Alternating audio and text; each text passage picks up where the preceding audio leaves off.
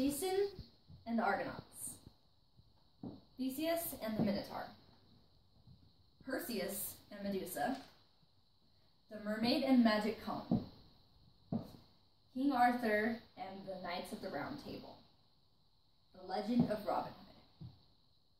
What do each of these have in common? Each of these are myths and legends. Now you may be asking, what's a myth and a legend? When most think of myths, they think of the ancient Greek Adonises and terrifying beasts that turn people to stone. But a myth is any sort of tradition that is passed down from ancient people, generally orally, that is remarkably important to their society. A legend, most people think of Bigfoot or maybe Slender Man. Maybe they'll think of King Arthur or Robin Hood. But a legend is just like a myth. It is just a tradition that is passed down throughout countless ages that marks the importance of certain subjects to a society. Joseph Campbell was a forefront academic in the field of comparative mythology. Comparative mythology is the study of mythology as a literary genre. What did Campbell find? Campbell found that myths and legends hold something that are very common to one another and to even what we do today. They have something called the hero's journey. What's a hero's journey? It's pretty self-explanatory. It's a journey that a hero embarks on. But in this journey, there are certain steps that every author meets. These steps include departure, his descent into darkness, finding his self, and finally returning to the world, along with numerous other steps in the middle.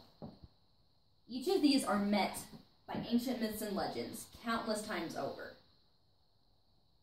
It's even met today in many of the stories that we now read, such as The Hunger Games or Percy Jackson and the Olympians. Now, why is this important? Why are myths and legends so important? Myths and legends represent a society and an ancient people. They give us the culture of a people. Joseph Campbell saw the importance in myths and how they show us the actions, behaviors, and ideas of ancient people. They show us the socioeconomic roles they expected, the roles of genders. They show us the ideas of these ancient people, people that we can't talk to, people that we can only see maybe through materials gathered in archaeology or bones and fossilization, which it isn't exactly easy to gather behavior from a bone. Even today, the practice of mythology continues. It is not ancient yet, but in the future it will be. The importance of telling stories remains true even to this day. It's the reason we continue to write and the reason we continue to read. These stories hold something true for us. They give us something about our own society. They tell us what we are as human beings, where we are in this moment in time, and who we are in the people that surround us.